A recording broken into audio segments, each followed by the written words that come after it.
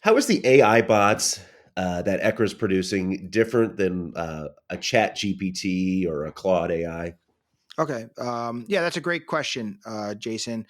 And I'm going to answer that two ways. One through sort of the foundational technology lens, and then another through the how you leverage that technology and ultimately implement solutions within your local school district. Right. So from a foundational technology standpoint, they're not very different at all. Right. In that the um, generally speaking, right, these large language models, whether you're talking about Google's Gemini or OpenAI's ChatGPT, right, or Claude or Perplexity or now DeepSeek or Grok, or there's becoming more and more large language models that are out sort of available to the public. So from that standpoint, there's not much difference at all.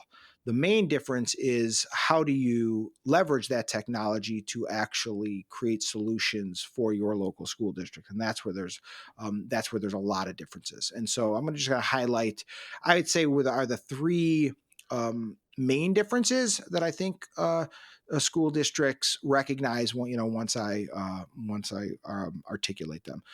So the first piece is the data that's available for training, right? And so if you were to just go on to a chat gpt, or you were to go on to a Gemini or things, there are some questions that you could ask it, even about your school district potentially, that are super public and have been public for a very long time, that probably that's been encoded into their parameters that they'd be able to answer.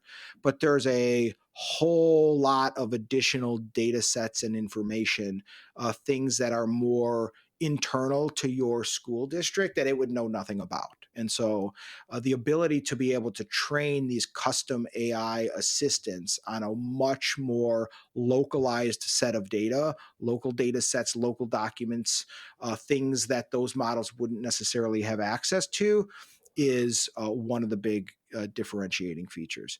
The other second main differentiating feature is that you're able to permission these assistants in a very granular way. So one of the problems that's produced by, if you start training AI assistants on local data that even within your school district not all stakeholders would have access to, you have to have an authentication and authorization architecture to ensure that you can permission certain assistants to certain roles within a district. Because once you've trained an AI assistant on certain data or documents, then conversing with that AI assistant is essentially the same thing as having access to the underlying data in a lot of ways. And so we've built a very robust permissioning system to ensure that only those that should be interacting with certain assistants are credentialed to do so.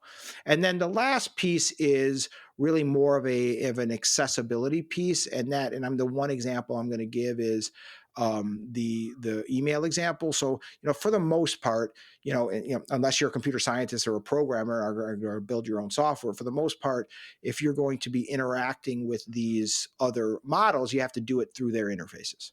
Right.